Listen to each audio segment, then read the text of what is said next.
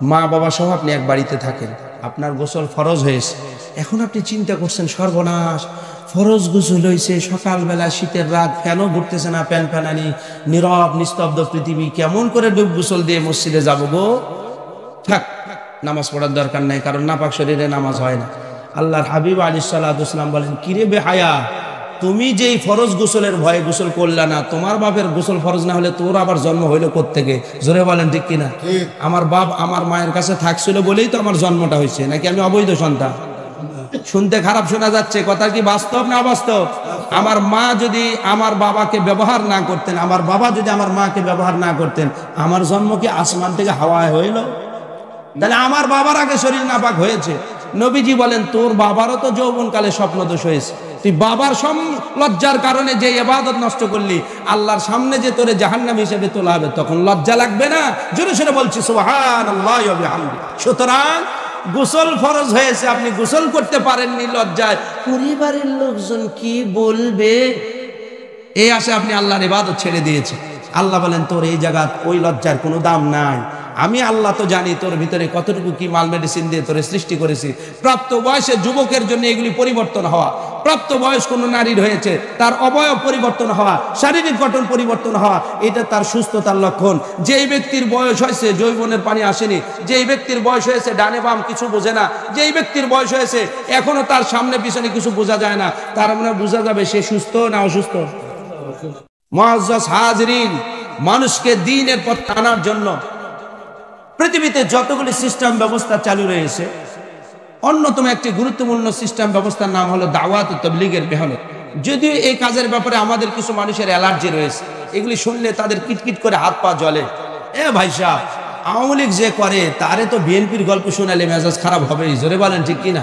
BNP যে করে তারে তো আওয়ামী লীগের গল্প শোনালে কিটকিট করে। আপনি যেই দলের অনুসরণ করে ওই দলের কথা বললে আপনার মন খুশি হয়, আপনার যেই দল করেন না আপনি তার কথা বললে মন বেজার হয়। শরীয়তের বিধান হলো, আপনি যেই দল করছেন আপনার দলের ব্যতিরিক্ত অন্য কোনো দলের আলোচনা যখন হয়, ওই সময় পর্যন্ত আপনি রাগ করতে পারবেন না, যদি সেই দলটা হক হয়, ন্যায় হয়, ইনসাফের উপর প্রতিষ্ঠিত হয়। যদি ইনসাফের উপর প্রতিষ্ঠিত কোনো দলের কথা বলা হয় আর এর কারণে যদি আপনার মন খারাপ হয়, বুঝতে হবে আপনি মূলত দলকে অস্বীকার করেননি, সত্যকেই অস্বীকার করছেন। জোরে বলেন ঠিক কিনা? দাওয়াত ও তাবলীগের মেহনত এটা হক না বাতিল? এটা আপনার মতো মুসাড়ুর কাছ থেকে শিখতে হবে নাকি? সারা পৃথিবীতে আলেম ওলামা আপনার সে বদনা হুজুর কম আছে পৃথিবীতে? দুই চারটা ওই ঢ্যাল শাহজালালের মতো গোলালু এই কাজকে বাতিল বলার দ্বারা এই কাজ বাতিল হবে না। সারা পৃথিবীর বিখ্যাত সমস্ত উলামা ইকরাম এই কাজকে হক বলে স্বীকারোক্তি দিয়েছেন। সেই কাজের ব্যাপারে আপনি নতুন করে নাক গলানোর কোনো অধিকার ইসলাম আপনাকে দেয়নি। জোরে বলেন ঠিক কিনা? কারণ কোরআন সুন্নাহর গভীর জ্ঞান যাদের কাছে রয়েছে, তারা যখন একটা কাজকে হক বলে, আপনি আর আমি নিজের মতের বিরুদ্ধে হলেই এটাকে বাতিল বলে চালিয়ে দিতে পারি না। সুতরাং পৃথিবীতে আপনি এমন একটা জামায়াতের নাম বলেন, এমন একটা দলের নাম বলেন, যে এই দলটা সারা পৃথিবীর মধ্যে নিজের খেয়ে নিজের পরে মানুষকে আল্লাহর দিকে আহ্বান করছে, আপনি কি দেখাইতে পারবেন? আপনি ফতুয়া দিবেন আর মসজিদে মসজিদে থাকে কেন? মসজিদে থাকবে না, ফরিদপুর থেকে আসছে, ঢাকা থেকে আসছে, রাজশাহী থেকে আসছে, নওগাঁ থেকে আসছে, আপনার বাড়িতে সব জায়গা দেন, সমস্যা কি? আপনার উঠান ঘর একটা ফাঁকা করে দিবেন, ওইখানে রাত করে থাকবে আর দিন করে মানুষকে দিনের কথা বলবে, সমস্যা নাই তো। আপনি কি কোরআন হাদিস জানেন নাকি আপনার পীর একটা শিক্ষা দিয়েছে, আপনি তোতা পাখির মতো এটা মুখস্থ করছেন? মাল মেডিসিন ভিতরে আছে আপনার?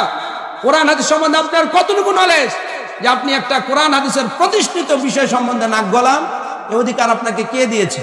আপনি রাজমিস্ত্রি, কাঠমিস্ত্রির ভুল ধরা আপনার দুঃসাহস হয় না।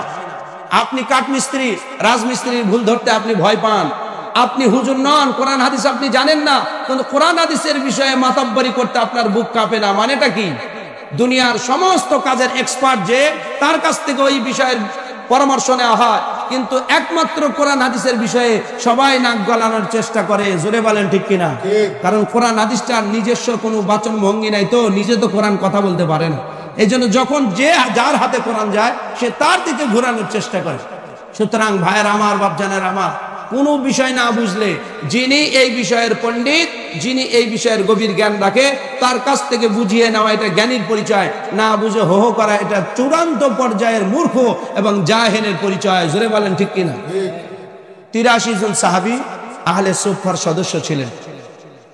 রাসূল করিম সাল্লাল্লাহু আলাইহি সাল্লামের রওজা মুবারক জিয়ারত করেছেন এরকম অনেক হাজী সাহেব এখানে আছেন। এমনকি হাজী না হলো যারা উমরা করছেন তারাও এগুলি জানেন। আল্লাহর হাবিব আলাইহিস সালাতু ওয়াসসালামের রওজা মুবারকে যখন প্রবেশ করেন, বলেন তো আগে রওজা না আহলে সুফার সদস্যদের আগে থাকার জায়গাটা? নবীজির রওজার ভিতরে আগে কোনটা? মসজিদে নববীর একেবারে টার্নিং পয়েন্টের ভিতরের মাঝখানের জায়গা আহলে সুফাদের জায়গা। যেইটা আগে আপনি দেখবেন ওই জায়গার আশেপাশে মানুষ দাঁড়িয়ে 2 রাকাত নামাজ পড়ে, তারপরে নবীজির রওজার কাছে গিয়ে সালাম দেয়। জোরে সোরে বলছে সুবহানাল্লাহ। মসজিদে থাকাটা যদি হারাম হয়, আপনার পীর কোথাকার ক্ষীর এসে একটা ফতোয়া দিল যে মসজিদে থাকা হারাম, আর আপনি লুঙ্গি তুলে ডান্স দেওয়া আরম্ভ করলেন। দেখলেন না কথাটা কোরআন হাদিসে আছে না নাই? পীর বলেছে আর আপনার মাথা গরম হয়ে গেল। পীরের 14 গোষ্ঠীর ক্ষমতা যদি থাকে, কোরআন হাদিস নিয়ে মুহাক্কিক ওলামা একরামের সামনে বসুক, মসজিদে থাকা হারাম এটা যদি পীর কেন পীরের মরা বাপও প্রমাণ করতে পারে, কোরআন হাদিসের এই পক্ষে আমরা আর দালালি করব না। কারণ যেটা কোরআন হাদিসে আছে ওইটা বলা আমাদের ইমানি দায়িত্ব, যেটা কোরআন হাদিসে নাই ওটা ছেড়ে দেওয়া আমাদের মুসলমানের পরিচয়। জোরে বলেন ঠিক কিনা? আমি একটা কাজ ভুল করি, যখন কোরআন হাদিস থেকে আমি জানলাম না এই কাজ ঠিক না, তাহলে আমার জন্য দায়িত্ব কি গোঁড়ামো করা না ছেড়ে দেওয়া? গোঁড়ামো করা ওই জাহেলের কাম, যে বুঝছে আমারটাই ঠিক আর সবগুলো ভুল। সুতরাং এই 80 জন সাহাবীর থাকার জায়গা হলো মসজিদের ভিতরে, যাদের কোনো ঘর ছিল না, বাড়ি ছিল না। আব্দুল্লাহ ইবনে আব্বাস রাদিয়াল্লাহু আনহু বলেন, আব্দুল্লাহ ইবনে ওমর রাদিয়াল্লাহু আনহু বলেন, আমাদের যৌবনকাল মসজিদের মধ্যে ঘুমাইয়েই তো আমরা কাটিয়েছি। মসজিদেই থাকতাম, সর্বদাই নবীজির কাছেই থাকতাম, রাত দিন 24 ঘন্টায় নবীজির কাছ থেকে তার আমল শিখতাম, হাদিস মুখস্থ করতাম। বলুন তো যৌবনকালে কোনো মানুষ মসজিদে ঘুমালে যৌবন বাহিত যত সমস্যা, যেমন স্বপ্ন দোষ হওয়া, তার গোসল ফরজ হওয়া হতে পারে নাকি হতে পারে না? বাংলা বুঝছেন? শরীয়তের একটা মাসালা শোনেন। মা বাবা সহ আপনি এক বাড়িতে থাকেন, আপনার গোসল ফরজ হয়েছে, এখন আপনি চিন্তা করছেন সর্বনাশ, ফরজ গোসল হয়েছে, সকালবেলা শীতের রাত, ফ্যানও ঘুরতেছে না, ফ্যান ফ্যানানি, নীরব নিস্তব্ধ পৃথিবী, কেমন করে ডুব গোসল দিয়ে মসজিদে যাব গো?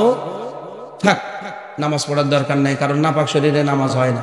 আল্লাহর হাবিব আলাইহিস সালাতু ওয়াসসালাম বলেন, কিরে বেহায়া, তুমি যেই ফরজ গোসলের ভয়ে গোসল করলা না, তোমার বাপের গোসল ফরজ না হলে তোর আবার জন্ম হইলো কোত্থেকে? জোরে বলেন ঠিক কিনা? আমার বাপ আমার মায়ের কাছে থাকছিল বলেই তো আমার জন্মটা হয়েছে, নাকি আমি অবৈধ সন্তান? শুনতে খারাপ শোনা যাচ্ছে, কথা কি বাস্তব না অবাস্তব? আমার মা যদি আমার বাবাকে ব্যবহার না করতেন, আমার বাবা যদি আমার মাকে ব্যবহার না করতেন, আমার জন্ম কি আসমান থেকে হাওয়ায় হইল? তাহলে আমার বাবার আগে শরীর নাপাক হয়েছে। নবীজি বলেন, তোর বাবারও তো যৌবনকালে স্বপ্নদোষ হয়েছে, তুই বাবার লজ্জার কারণে যে ইবাদত নষ্ট করলি, আল্লাহর সামনে যে তোরে জাহান্নামী হিসেবে তোলা হবে, তখন লজ্জা লাগবে না? জোরে সোরে বলছি সুবহানাল্লাহি ওয়া বিহামদিহি। সুতরাং গোসল ফরজ হয়েছে, আপনি গোসল করতে পারেননি লজ্জায়, পরিবারের লোকজন কি বলবে এই আশে আপনি আল্লাহর ইবাদত ছেড়ে দিয়েছেন। আল্লাহ বলেন, তোর এই জায়গা ওই লজ্জার কোনো দাম নাই। আমি আল্লাহ তো জানি তোর ভিতরে কতটুকু কি মাল মেডিসিন দিয়ে তোরে সৃষ্টি করেছি। প্রাপ্ত বয়সে যুবকের জন্য এগুলি পরিবর্তন হওয়া, প্রাপ্ত বয়স কোন নারীর হয়েছে, তার অবয়ব পরিবর্তন হওয়া, শারীরিক গঠন পরিবর্তন হওয়া, এটা তার সুস্থতার লক্ষণ। যেই ব্যক্তির বয়স হয়েছে যৌবনের পানি আসেনি, যেই ব্যক্তির বয়স হয়েছে ডানে বাম কিছু বোঝে না, যেই ব্যক্তির বয়স হয়েছে এখনো তার সামনে পিছনে কিছু বোঝা যায় না, তার মানে বোঝা যাবে সে সুস্থ না অসুস্থ। গত পরশুদিন আমার যে ড্রাইভার মাহফিলে নিয়ে যায় আমার গাড়ি, আপনারা জানেন যে মসজিদের সামনে এসে নিয়ে ড্রাইভার সাহেব বলছে, হুজুর শুক্রবারের দিন কি করবেন? আমি বললাম, আমার কাছেই মাহফিল, গাড়ি না হলেও সমস্যা নাই। বলে, তাহলে যাক ভালোই হলো। কেন? বলে, আমার একজন ক্লায়েন্ট আছে এরকম, সে আমাকে খুব ভালোবাসে, বেচারির একটা বাচ্চা হচ্ছে, স্বামী স্ত্রী দুইজনই ডাক্তার, কিন্তু বাচ্চাটার বয়স হলো 6 বছর, কিন্তু তার গ্রোথ বেড়ে ওঠার পরিমাণ হলো 3 বছরের বাচ্চার সময়, বড় হয়নি, ব্রেন বুদ্ধিও খোলেনি। ঢাকায় এক জায়গায় চিকিৎসা করছে ওনারা, ওনাদেরকে শুক্রবারে নিয়ে যেতে হবে।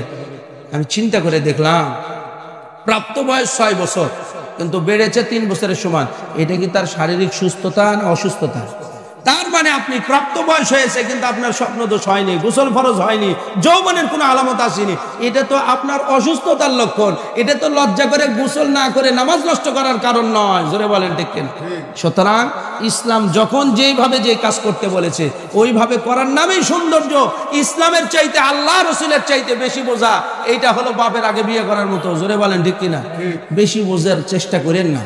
ইসলাম যতটুকু আপনাকে আমাকে অথরিটি দিয়েছে অতদূর পর্যন্ত গেলেই সুন্দর হয়, এর বেশি বুঝতে গেলেই ডান বাম হয়ে যাবে, শেষে পৃথিবীর সিস্টেম ব্যবস্থা পরিবর্তন হয়ে যাবে।